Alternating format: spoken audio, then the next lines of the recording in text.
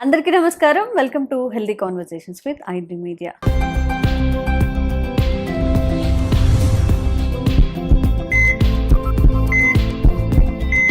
నేను విజాన్సీ. సో ఈరోజు నేను ఆంజనేయ రాజు గారితో ఉన్నాను, ట్రెడిషనల్ హీలర్ ఇంకా హెర్బలిస్ట్.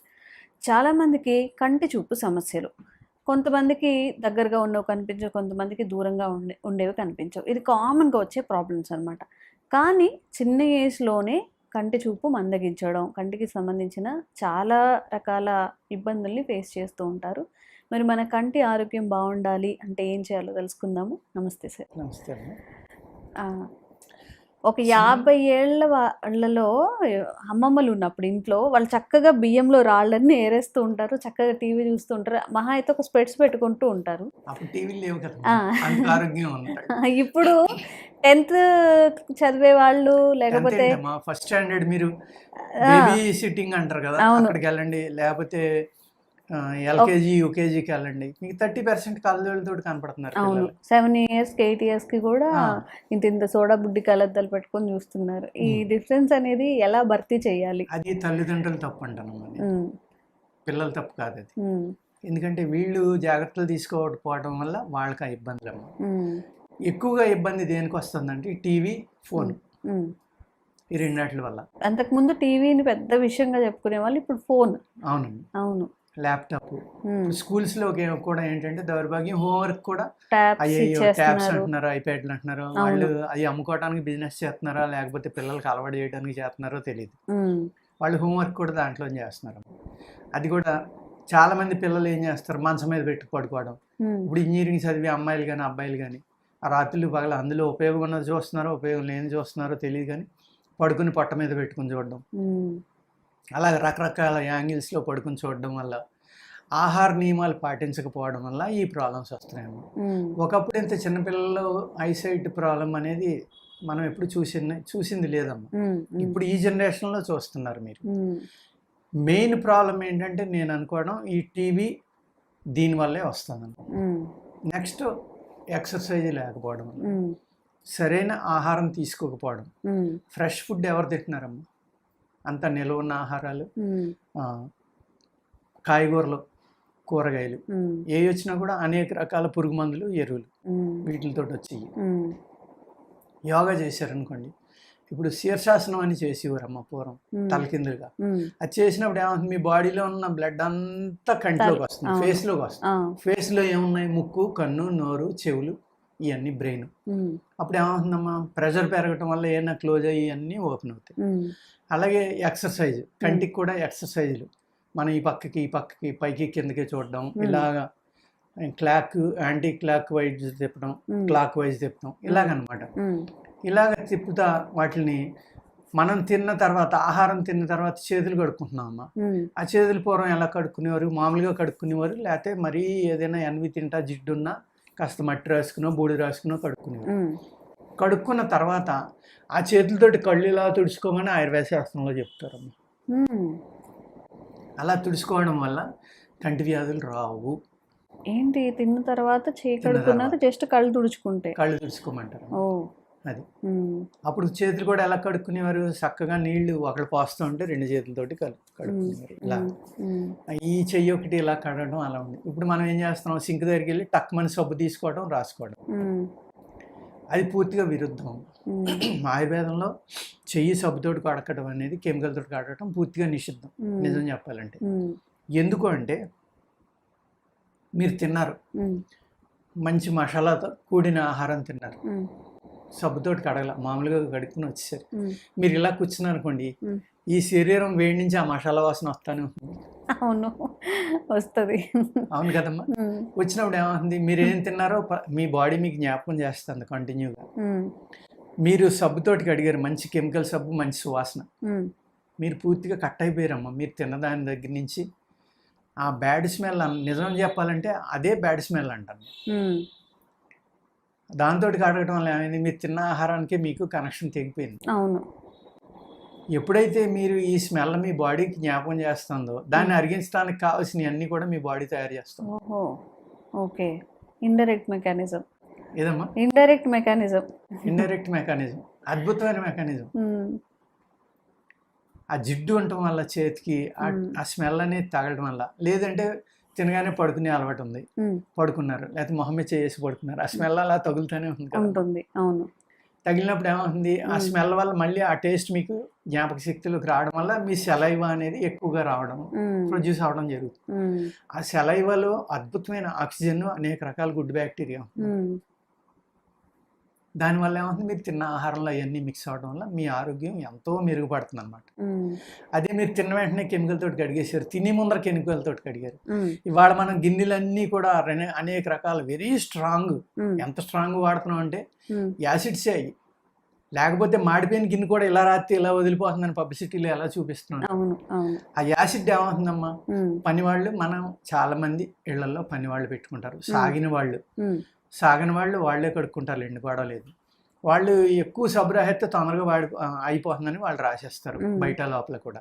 అలాగే ఆ గిన్నెకి రకరకాల డిజైన్లు ఉన్నాయి, ఆ డిజైన్లు సబ్బు ఉండిపోతుంది, మీరు మళ్ళీ కడుక్కోకుండా తింటున్నారు ఆహారం అనేది. అప్పుడు ఏమవుతుందమ్మా, ఆ స్ట్రాంగ్ కెమికల్ అనేది మీ ఇంటెస్టైన్స్లోకి వెళ్ళిపోతుందా లేదా, దానివల్లే ఈ గ్యాస్ట్రిక్ ప్రాబ్లమ్స్, ఇవన్నీ ప్రాబ్లమ్స్ ఉన్నాయి. పూర్వం చక్కగా పొయ్యిలో బూడిద తీసి గిన్నెలు కడిగేవారు, అది ఒక మెడిసిన్లా పనిచేసేది. అదే ఆవు పిడకల బూడిద అనుకోండి, గలం అద్భుతమే అది. అటువంటి వాటితో అంత హైజెనిక్ అని మనం ఇప్పుడు అనుకుంటున్నాం, కాదు, చాలా ప్రమాదకరమైన లోజెనిక్ వాడుతున్నాము. హైజెనిక్ ఏదమ్మా, ఆ పొయ్యిలో ఉన్న బూడిదే హైజెనిక్. ఒకప్పుడు కోల్గేట్లో బొగ్గు కలుతుందని నవ్వేవారు, ఉప్పు కలుతుందని ఏది మనం పళ్ళపుళ్ళు బొగ్గులతో తోముకుంటున్నారు, పొల్లలతో తోముకుంటున్నారు, అవి గుచ్చిపోతాయి, చిగుళ్ళు పాడవుతాయి, పళ్ళు. ఇప్పుడేమో అవన్నీ కూడా మళ్ళీ వాళ్ళే తిరిగి పబ్లిసిటీ చేస్తారు, మేము బొగ్గు కలిపాం, మేము లవంగం కలిపాం, మేము ఉప్పు కలిపాం. అంటే ఇవన్నీ ఎక్కడి నుంచి వచ్చినాయమ్మా, ఒకప్పుడు నిజం అది, దాన్ని అబద్ధంగా ప్రచారం చేశారు, మళ్ళీ ఆ నిజం ప్రజలకు తెలుసుకునేవాడికి అమ్ముకోవడం కోసం అవన్నీ మళ్ళీ ప్రజల్లోకి పట్టుకెళ్తాం. మనం అసలు ఎలా ఉండాలి, ఏం చేస్తే మంచిదని మన బుక్స్ లో కూడా ముందుగానే చెప్తూ ఉంటే బాగుంటుందేమో సార్. ఏం తినాలి, ఎలా తినాలి, మంచిదమ్మా. ఇప్పుడు ఆహారం తింటున్నాం మనం, ఆహారం ఏమని రాస్తారు ఆయుర్వేదంలో, 50% సాలిడ్ తినాలి, 25% వాటర్ కానీ లిక్విడ్స్ కానీ తీసుకోవాలి, 25% గాలి కోసం ఖాళీగా వదిలేయాలి. మనం ఏం చేస్తున్నామమ్మా, 100% సాలిడ్ తింటున్నాం, 25% ఎక్స్ట్రా జ్యూసులు పెడుతున్నాం, ఇంకా 25% ఆక్సిజన్ ఖాళీ ఎక్కడ ఉంది అక్కడ. అందుకే ఇన్ని రకాల జబ్బులు. ప్లస్ ఒకసారి ఆహారం తీసుకున్నాక పూర్తిగా అరిగితే కానీ మళ్ళీ తినొద్దు అనేది ఆయుర్వేద శాస్త్రం. మనం ఎక్కడ ఉంటున్నాము, ఏదో ఒకటి తింటాం. పగలు 7ంటికి లేస్తే మనం సాయంత్రం 10 దాకా ఏదో ఒకటి స్నాక్స్, లంచ్, డిన్నరు, బ్రేక్ఫాస్ట్, జ్యూసులు, ఎన్ని రకాలు తీసుకుంటున్నాం, జబ్బులు రాక ఏం చేస్తాం. అందుకు మన ఆహారం అలవాట్లు అనేది ఇక్కడ చాలా ఇంపార్టెంట్. ఆహారం అలవాట్లను బట్టే కంటి చూపు పెరగడం అనేది తగ్గడం, ఇలాంటివన్నీ జరుగుతాయండి. వెరీ సింపుల్ టెక్నిక్స్ ఉంటాయమ్మా. ఇప్పుడు నేను తిన్న తర్వాత ఆహారం అది రాసుకోమన్నా చేతులు, అలా కాకుండా మీకు కంటికి సంబంధించిన ఆల్మోస్ట్ చాలా రకాల జబ్బులు తగ్గాలి అంటే మీకు డౌట్ వచ్చిన వెంటనే కుడి కన్నులో తేడా ఉంటే ఎడమ కాలు బొటకన వేలు గోరు మీద జిల్లేడు పాలు ఒక చుక్కేసి రాసుకోవాలి పడుకునేటప్పుడు,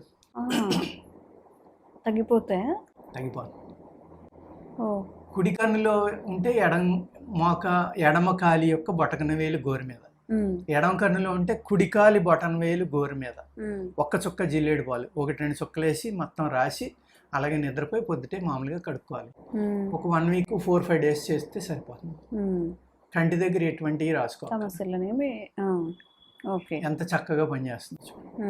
ఇలాగా అనేక రకాల అద్భుతాలు పూర్వం ఉండి అమ్మ. అప్పుడు బండగా ఉండేవారు, ఎవరో పట్టించుకునేవాళ్ళు కాదు, పొల్యూషన్ కూడా లేదు. మా చిన్నప్పుడు ఏం చేసేవాళ్ళం, ఏ కంటి ఎర్రబడినా కూడా కంటిలో ఏది తగిలినా సపోజ్ ఒక గుడ్డ తీసుకుని నోట్లో పెట్టి ఆవిరి పట్టేవాళ్ళు. కొన్నిటికి మన బాడీ హీట్ ఆ క్లాత్లోకి వెళ్తే దాన్ని కాపడం పెట్టుకునేవాడు, ఎటువంటి దెబ్బ అయినా తగ్గిపోయేది. లేకపోతే 2 అరిచేతులు బాగా పామి వేడి చేసేవాళ్ళు. కంటి కొలకల్లో కురుపులు అంటారు, కంటి రెప్ప చివరిని కురుపులు వస్తాయమ్మా, ఆ కురుపులు తగ్గాయి కాదు, చాలా ఇబ్బంది పెట్టేసి వాటికి ఏం చేసేవాళ్ళం, అస్తమానం ఇలా పాముకోవటం, వేడిగా కాపడం పెట్టి అలాగే ఓ రోజంతా చేసేటోడికి నెక్స్ట్ 1 అవర్లో తగ్గిపోయామ్మా, ఈవినింగ్కి కంప్లీట్ క్యూర్. అవును. అంటే అనేక రకాల టెక్నిక్స్ అనమాట. లేకపోతే ఒక చుక్క ఏంటి నందివర్ధనం పూలు అని ఉంటాయి కదా, తెల్లగా ఉంటాయి, 4-5 రేఖలు ఉండి ఉదయానికి విడుస్తూ ఉంటాయి. అది ముద్ద మామూలు ఇవి కూడా ఉంటాయి. రేఖ నందివర్ధనం యొక్క పువ్వులు నలిపి కంటిలో వేసుకునేవాళ్ళు. కలకలకలు రానివ్వండి, కంటి మంటలు రానివ్వండి, ఎర్రబడినివ్వండి, కంటి నొప్పి రానివ్వండి, 1 డేలో తగ్గిపోయింది. లేకపోతే దాని పండిపోయిన ఆకులు శుభ్రంగా కడిగి నీట్గా నలిపి ఆ పసర పోసేవాళ్ళు. అనేక రకాలు వాడుకునేవాళ్ళు మమ్మీ. అసలు హాస్పిటల్లోకి వెళ్ళడం, డ్రాపులు తెచ్చుకోవడం, వేసుకోవడం అనేది తెలియదు అనమాట. అప్పుడు ఇవన్నీ ఇన్ని రకాల మందులు లేవు, ఇన్ని రకాల డ్రాప్స్ లేవు, ఎవరికీ తెలియదు. లేదు ఇంకా ఇబ్బంది ఉంది, పడుకునేటప్పుడు ఒక చక్కని ఆవు నెయ్యి ఒక్కొక్క చుక్క కంట్లో వేసేవారు. అనేక రకాల కంటి జబ్బులు తగ్గిపోయి, ఇలాగా ఎన్నో రకాల కంటిపైన కట్లు కొన్ని కట్టేవారు, కళ్ళు మూసుకోమని పైన కొన్ని వేసి రాసేవారు. అలాగే ఈ పైన హైబ్రోస్కి ఒక టైప్ ఆఫ్ జుట్టు ఎలా ఫాలో అవుతుందో అలాగే ఒక ఫంగస్ రావడం వల్ల పూర్తిగా ఊడిపోతుంది కొంతమందికి. హైబ్రోస్ కానీ కంటి కానీ ఊడిపోతూ ఉంటాయి. వాటికి ఏం చేసేవారంటే మన ఇదమ్మా చెంగల్వ కోస్ట్ అంటారు. ఆ చెంగల్వ కోస్ట్ అని అరగదీసి దాంట్లో కొద్దిగా కరక్కాయ నిమ్మకాయ కలిపి పైన పట్టి కింద రాసుకునేవారు, తగ్గిపోయి. అలాగే కింద ఈ కంటి దగ్గర ఉబ్బులు ఉంటాయమ్మా చాలా మందికి, చిన్న ఏజ్ లో కూడా. ఆ వాటికి కూడా ఆ చెంగల్వ కోస్ట్ అనే గంధం రాస్తే ఆ ఉబ్బు తగ్గి స్కిన్ మళ్ళీ నార్మల్ అవుతుంది. ఇలాగా అనేక రకాల వ్యాధుల మీద వెరీ సింపుల్ అమ్మా. జస్ట్ మీరు భోంచేసాక తడి చెయ్యి ఇలా ఇలా రాసుకుని 2 కళ్ళకి రాసుకుంటే. అలాగే బటన్ వేలి మీద మీరు జిల్లేడు పాలు పొలుసుకుంటే కంటి జబ్బులన్నీ చాలా వరకు తగ్గిపోతాయండి. అంత చక్కని మందు అది, కంటికి సంబంధం లేదు, పొడుచుకునేది బొటకనేల మీద. అలాగే ఇప్పుడు డాక్టర్లు ఏమంటారు, కుడి రైట్ వాళ్ళు తేడా ఉంటేనేమో లెఫ్ట్ సైడ్ నుంచి పంపిస్తున్నారు, ఏది స్టంట్ కానీ ఇంకోటి. లెఫ్ట్ తేడా ఉంటే రైట్ది. ఇది మరి పూర్వం మరి ఏ సైన్స్ లేకుండా వీళ్ళు ఎలాగ చెప్పగలిగారు? అంతే కదా. ఇప్పుడు పంటి నొప్పి ఉంది, దుష్టపు తీగ అని ఉంటుంది, ఆ దుష్టపాకు పసరనే చెవిలో పోయమంటాడు, పోసి వంచేసి దూది పెట్టేయమంటాడు. కుడి బొగ్గ యొక్క పంటిలో తేడా ఉంటే ఎడం చెవిలో పోయమంటాడు, ఎడం పక్కన తేడా ఉంటే కుడి చెవిలో పోయమంటాడు. అంటే ఎంత అద్భుతమైన సైన్స్ అమ్మ ఈ ఆయుర్వేదంలో. వేల సంవత్సరాల క్రితం ఆయుర్వేదం అంటే ఏదో దానికి ప్రూఫ్లు లేవు, లేకపోతే దానికి సైంటిఫిక్ రుజువులు లేవు, ఇంకోటి వేల సంవత్సరాల పాటు మానవ జాతి వాడి దాని రిజల్ట్ని అనిపిస్తూ ఉంటే అంతకంటే ప్రూఫ్ ఏం కావాలి? వాళ్ళకి ఎలా తెలుసు ఎడం పక్కన పోతే కుడి పక్క, కుడి పక్కన పోతే ఎడం పక్క అని? ఎందుకంటే మన యోగ శాస్త్రంలో ఉంది అది.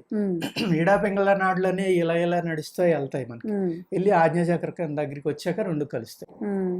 అవి ఎక్కడి నుంచి ఎలా వెళ్తున్నాయి, ఏ భాగంలో ఈ 2 కలుసుకుని, సపోజ్ ఎడం పక్కన ఉన్న నాడి కుడి పక్కకు వచ్చి మళ్ళీ ఎడం పక్క వచ్చి మళ్ళీ కుడి పక్కే, అంటే షట్చక్రాల్లో ఎక్కడ ఈ తిరుగుతూ వెళ్తుంది. దాన్ని బట్టి ఆ ఏరియాలో ఉన్న పార్ట్లకి ఈ నరం ద్వారా బ్లడ్ వెళ్తుంది. అంతే కదా. చిన్న చిన్న సింపుల్ మెథడ్స్తో తగ్గించుకునేవి ఇప్పుడు మనం అవి కూడా పాటించలేక చిన్నపిల్లల్లో స్పెట్స్ కానివ్వండి, అవునండి, లాంగ్ సైట్ ఏదైనా కానీ 10 years వాళ్ళకి కూడా సైట్ ఉంది, సరిగా కనిపించదు, స్పెట్స్ పెట్టుకుంటేనే రాయగలరు, చదవగలరు, ఏదైనా చూడగలరు. ఒకటమ్మా, టీవీ నుంచి ఫోన్ నుంచి దూరంగా పెట్టడం, పిల్లలకు వ్యాయామం అనేది చేయించడం. అలాగే కంటి వ్యాధులు రాకుండా ఉండాలి, కంటికి ఉపయోగకరమైన అనేక ఫుడ్స్ ఉంటున్నాయి కదమ్మా. బ్రౌన్ రైస్ అని, బొబ్బాసికాయ అని, ఇలాగ అనేక రకాలు ఉన్నాయి. ఆ ఏ విటమిన్ తింటే ఏ కాయలో ఉంది, ఏ తింటే కాస్త ఉపయోగపడుతుంది అనేటప్పుడు మళ్ళీ అక్కడ కూడా భూమిని పాడు చేసాం తప్ప అక్కడ కూడా ఉండట్లా. అట్లీస్ట్ సప్లిమెంట్స్ ఇవ్వడం, పిల్లలకి ఆ కంటి వ్యాయామం చేయించడం, వాళ్ళకి ఇలాంటివి చేస్తే కూడా ఆ జబ్బు రాకుండా ఉంటుందమ్మా. దాని నుంచి జాగ్రత్త తీసుకోవాలి. అలాగే. సో కంటి వ్యాధులు ఉన్నప్పుడు బోలెడన్ని మీకు చాలా వాల్యుబుల్ ఇన్ఫర్మేషన్ అయితే ఈ వీడియోలో ఇవ్వడం జరిగింది. మీకు ఎలాంటి కంటి సమస్యలు ఉన్నాయో దానికి తగ్గన ఆ టిప్ని అయితే మీరు తప్పకుండా యూస్ చేసుకోవచ్చు. అండ్ ఇంకెలాంటి సమస్యలు ఉన్నా కానీ కామెంట్ చేయండి, తప్పకుండా వీడియో చేసే ప్రయత్నం చేస్తాం. Thank you so much. నమస్కారం.